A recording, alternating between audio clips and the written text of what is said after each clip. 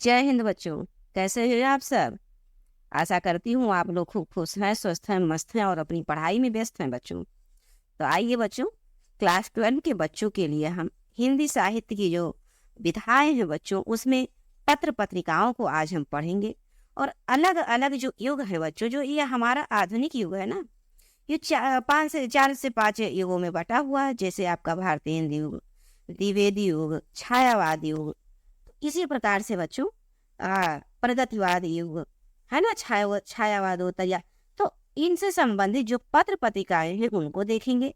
और देखिए बच्चों, फिर उसके बाद हमारा प्रारंभ हो जाएगा क्या? बहुविकल्पीय प्रश्न। इसी प्रकार से आपके परीक्षा में प्रश्न बनेंगे। तो सबसे पहले हम ये पत्र पत्रिकाओं को आज समझेंगे। आज जो हिंदी साहित्य की प्रमुख पत्र पत्रिकाएं हैं, इससे रिलेटिव हम जिक्र करने चल रहे हैं बच्चों। आप लोग रेडी हो जाइए, पूरे कंसंट्रेशन से चीज़ों को सुनने मात्र में फोकस कीजिए। आप अभी सुनिए, ध्यान से चीज़ों को सुनिए। जो इम्पोर्टेंट चीज़ें लगी उसको आप खुद के हैंड राइटिंग में लिखिए, क्योंकि आपके खुद का लिखा हुआ जो चीज़ें होता है वो आपको थोड़ा थोड़ा ही लिखेंगे तो आपको एग्जाम के लिए एक अच्छा सा कंटेंट तैयार हो जाएगा। आपका खुद का पढ़ा होगा, खुद के हाथ से लिखा होगा, जिसको रिवीजन करने में आपको बहुत ही बेहतरी से चीज़ें और समझ में आएंगी। तो देखिए बच्चों, अब हम पत्र पत्रिकाओं में सबसे पहले भारतीय युगों को लेते हैं, क्योंकि यहीं से प्रारंभ ही होता है। तो यहाँ पर जो अलग अलग कवि हैं, सब कौन कौन इसमें कवि है बच्चों, ये सब और इनकी पत्रिकाएं क्या क्या है और कहाँ से इसका प्रकाशन हुआ, यहाँ तक हम बात करेंगे आज। तो देखिए, सबसे पहले बच्चों भारतेंदु हरिश्चंद्र को ही समझते हैं हम लोग। भारतेंदु हरिश्चंद्र किसको? भारतेंदु हरिश्चंद्र को हम सबसे पहले समझ लेते हैं।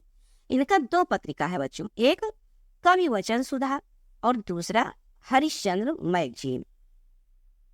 चीजें याद रहेंगी बच्चों आपको, कवि वचन सुधा। और देखिए यहाँ पर भी आप कोई चीज हाईलाइट करके चीजों को फोकस करने का, यहाँ पर भी चा है बच्चों और हरिश्चंद्र में भी चा लिखा है। आप जैसे भी याद करने का प्रयास करें चीजों को लिंक करके।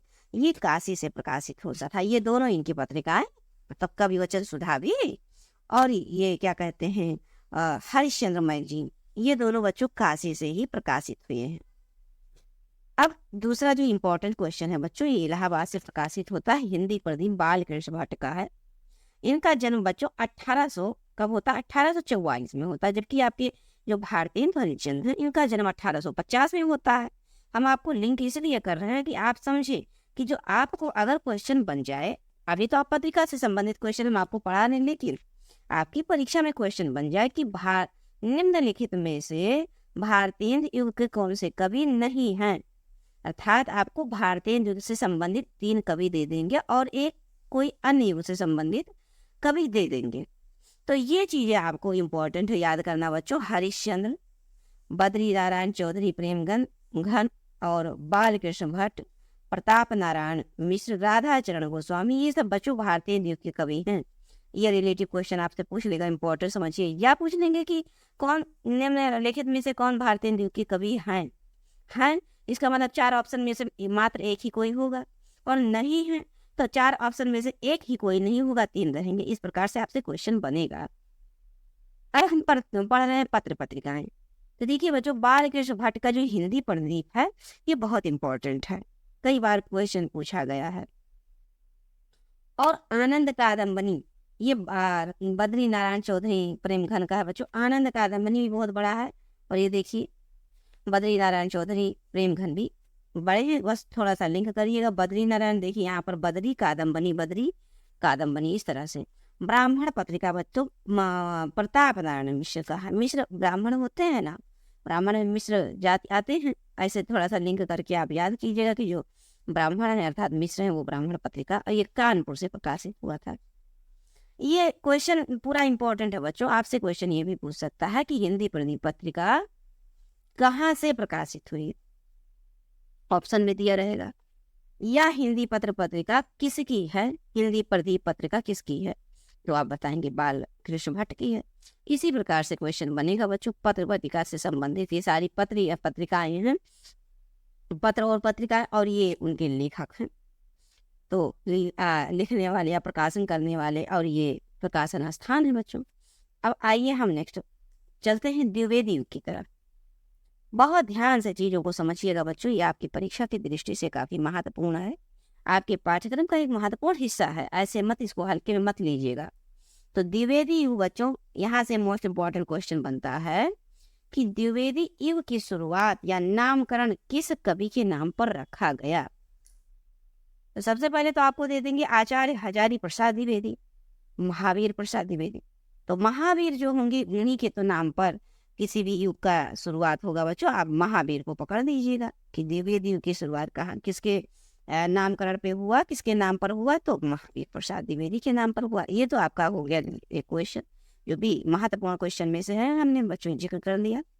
अब आइए बच्चों देखते हैं महावीर प्रसाद द्विवेदी, ये मोस्ट इम्पॉर्टेंट पत्रिका है, सरस्वती पत्रिका। किसका है?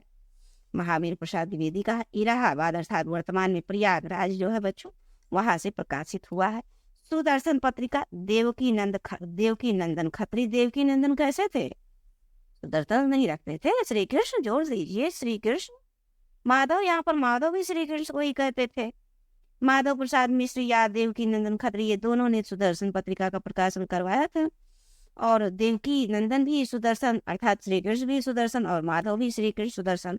इसी तरह से जोड़ के आप याद करने का प्रयास करें बच्चों। ये काशी से प्रकाशित हुआ था। अब समालोचक पत्रिका चंद्रधर शर्मा गुलेरी का, जयपुर से प्रकाशित हुआ था बच्चों। इंदु पत्रिका, ये भी इम्पोर्टेंट है, अंबिका दत्त गुप्त का है, काशी से प्रकाशित हुआ था। मर्यादा कृष्णकांत मालवीय का है बच्चों, और याग से प्रकाशित हुआ था। प्रताप पत्रिका आपने अभी देखा, प्रताप नारायण मिश्र की पत्रिका बच्चों, ब्राह्मण पत्रिका है। यहाँ पर प्रताप पत्रिका है, ये गणेश शंकर विद्यार्थी का है, कानपुर से प्रकाशित हुआ था। प्रभा पत्रिका बालकृष्ण शर्मा नवीन का है। नवीन, नई सुबह होती है तो कैसी रहती है? नई प्रभा कैसी रहती है? नई सुबह की एकदम चमकदार रहती है। थोड़ा सा लिंक करके जोड़िए बच्चों, नवीन प्रभा। चांद पत्रिका बच्चों राम रख सहगल या चंडी प्रसाद हृदय का है। किसका है? हृदय, याद रखिएगा। चांद को हृदय से चांद को हृदय में रखते हैं कौन? प्रयागराज से प्रकाशित करते हैं इसे। माधुरी बच्चों दुलारी लाल भार्गव का है, लखनऊ से प्रकाशित होता है। ये सब द्विवेदी के कवि है। ये भी आप इम्पोर्टेंट क्वेश्चन है, ऐसे पूछ लेगा कि निम्नलिखित में से कौन द्विवेदी युग के कवि नहीं हैं या सरस्वती पत्रिका के संपादक हैं, ऐसे क्वेश्चन पूछेगा। चलिए अब छायावादी युग पे हम लोग आते हैं। छायावादी युग को समझते हैं बच्चों। छायावाद जो युग है, आपको हमने जिक्र किया होगा, ये कल्पना पर प्राकृतिक सौंदर्य पर लाक्षणिकता प्रतीकात्मकता यहाँ पर है। और वहीं फिर आप आ जाएंगे प्रगतिवादी युग में, तो यथार्थता पर, जो मानव जीवन की जो सत्यता है उस पर आधारित फिर कवियों ने लिखा है। तो अब देखिए बच्चों, हंस पत्रिका मोस्ट इम्पॉर्टेंट है, प्रेमचंद जी का है ये हंस पत्रिका। देखिए थोड़ा सा छोटा करेंगे इसको, और हम हंस पत्रिका को लेंगे। प्रेमचंद ने इसको प्रकाशित करवाया कहाँ से? काशी बनारस से। और ये पूछा भी गया है 2000 में। आदर्श मौजी पत्रिका शिव पूजन सहाय का है। शिव पूजन सहाय कैसे हैं? आदर्श भी है, मनमौजी भी है। कलकत्ता से प्रकाशित करवाया इन्होंने अपनी पत्रिका को, आदर्श मौजी को। सरोज पत्रिका नवजादिक लाल श्रीवास्तव है बच्चों, नवजादिक लाल श्रीवास्तव, सरोज। यहाँ पर भी देखिए जा पर ज्यादा फोकस कीजिए बच्चों, यहाँ पर भी जा पर ज्यादा फोकस कीजिए। देखिए यहाँ पर नवजादिक सरोज, कलकत्ता से प्रकाशित हुआ है बच्चों। ये भी साहित्य संदेश, ये बाबू गुलाब राय का है, आगरा से प्रकाशित हुआ है, बाबू गुलाब राय साहित्य संदेश। और कर्मवीर पत्रिका माखन लाल चतुर्वेदी का है बच्चों, जबलपुर से प्रकाशित हुआ था। माखन लाल चतुर्वेदी पुष्प की अभिलाषा के लिए एक राष्ट्रीय आत्मा इनको कहा जाता है, भारतीय राष्ट्रीय आत्मा के नाम से प्रसिद्ध है माखन लाल चतुर्वेदी। और अब आइए बच्चों छायावाद उत्तर। छायावाद युग को ही बच्चों शुक्ल युग कहा गया है, और छायावादोत्तर युग को शुक्लोत्तर युग कहा गया है। ध्यान दीजिएगा। तो यहाँ पर कादम्बनी राजेंद्र अवस्थी का है, दिल्ली से प्रकाशित हुआ है। धर्म युग धर्मवीर भारती गणेश मंत्री का है। धर्मवीर भारती धर्म युग के बारे में बात करेंगे ना बच्चों। कौन? धर्म युग, गणेश मंत्री और धर्मवीर, इन्होंने धर्म युग के बारे में बात किया, अर्थात धर्म युग पत्रिका प्रकाशित करा। कहाँ से? बम्बई से। बम्बई ऐसे स्थान पर धर्म की बहुत ज्यादा जरूरत थी, इसलिए इन्होंने धर्मवीर भारती ने क्या किया, अब यहाँ पर ही भी लिंक देख लीजिए बच्चों, आप चीज़ों को समझिए। यहाँ पर जो धर्म है ना, यहाँ पर भी धर्म है। गणेश जी धर्म के प्रतीक, अर्थात गणेश जी धर्म कार्य कर दीजिए। बस किसी तरह आपको याद करना है। सारिका पत्रिका देखिए बच्चों, कमलेश्वर अवध नारायण मुदगल का है। कमलेश्वर ने भी प्रकाशित किया है, और क्या कहते हैं, अवध नारायण मुदगल ने भी इसको दिल्ली से प्रकाशित किया था बच्चों। अब आइए हंस पत्रिका, पुनर्प्रकाशित हुआ था हंस पत्रिका, ये राजेंद्र यादव ने फिर से प्रकाशित किया। पहले तो हंस आप जानते ही, भारतीय हरिश्चंद्र ने छायावाद में। अब भारतीय हरिश्चंद्र का बच्चों जन्म आपका होता है 1888 में। तो 1800 क्या कहते हैं 50 या 68 से 1900 तक चलता है आपका भारतीय युग, लेकिन अब शुरुआत हो जाता है छायावादी युग का। तो 1888 में इनका भारतीय हरिश्चंद्र जी का जन्म होता है, और जन्म होते ही थोड़ी किसी युग का शुरुआत होता है, कम से कम 10-15 साल बाद छायावादी युग आ जाता है।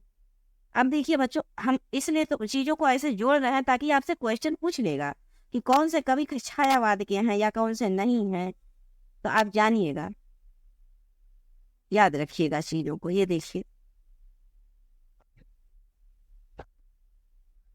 यहाँ पर, ये आपके भारतीय युग हो गए, त्रिवेदी युग हो गए, अब ये छायावादी युग हो गए। हंस पत्रिका प्रेमचंद, फिर छायावाद उत्तर युग हो गया, राजेश अवस्थी, कादम्बनी।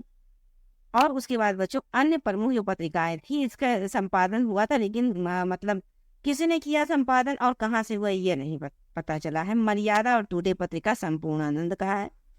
तरुण भारती राम वृक्ष बेनीपुरी का है। वृक्ष कैसे होते हैं, शुरू शुरू में तरुण नहीं होते, एकदम नए नए तरुण, वही वृक्ष तरुण।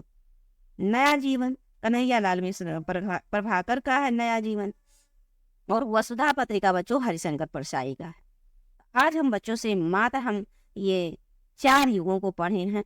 एक तो भारतीय युग, दूसरा द्विवेदी युग, और तीसरा बच्चों, अब यहीं से आप चीज़ों को याद करने का प्रयास कीजिएगा।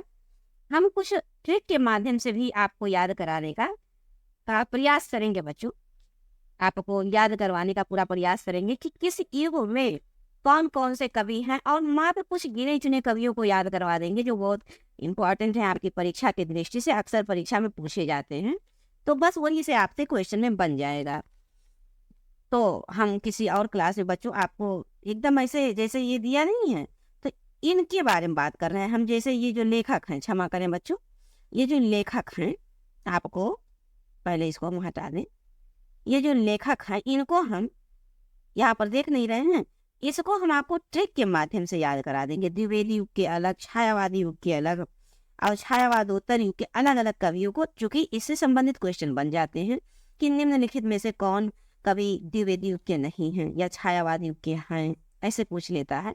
तो हम ट्रिक के माध्यम से याद करा देंगे, एक वीडियो बना देंगे पूरा पूरा, जितने कई कवि हैं, भारतीय युग हो गए, भक्ति काल के हो गए, सारे अलग अलग कवियों को हम ट्रिक के माध्यम से आपको याद करा देंगे बच्चों। तो चलिए आज के लिए हम यहाँ पर पत्र पत्रिका से संबंधित चीज़ों को हमने सुना समझा। अब अब क्लास में बच्चों नेक्स्ट सेशन में आपसे अब क्वेश्चन आंसर की श्रृंखला, आपके पद साहित्य का जो इतिहास कंप्लीट हुआ थ्योरी, अब हम प्रश्नोत्तर की श्रृंखलाओं की ओर आगे बढ़ेंगे, और अब चीज़ें और क्लियर हो पाएंगी कि हमारे एग्जाम में किस प्रकार से क्वेश्चन बनेंगे। जब थ्योरी पढ़ते हैं बच्चों तो चीज़ें और स्पष्ट नहीं हो पाती हैं कि एग्जाम में क्वेश्चन कैसे बनेंगे, लेकिन जब क्वेश्चन आंसर सामने आते हैं तब चीज़ें दिमाग में दौड़ती हैं कि हाँ, इस थ्योरी से संबंधित क्वेश्चन इस प्रकार से बनेंगे। चंद मिलते हैं बच्चों आपको नेक्स्ट क्लास में। जाते जाते जी बच्चों, आप जानते हैं छोटी सी रिक्वेस्ट है बच्चों, चैनल को सब्सक्राइब करिए और वीडियो को लाइक भी करिए, और अपने फ्रेंड सर्कल में शेयर करने का प्रयास अवश्य कीजिए बच्चों। अगर आपको जरा सा भी बेनिफिट हो रहा है तो आप इस लाभ को अन्य बच्चों तक भी पहुंचाइए। चलते हैं बच्चों, मिलते हैं आपको नेक्स्ट क्लास में। क्वेश्चन आंसर की अब श्रृंखलाएं प्रारंभ हो गई हैं। अब हम अलग अलग युग, अलग अलग कवियों से संबंधित चीज़ों को करवाएंगे, और फिर और चीज़ें क्लियर होंगी। जय हिंद।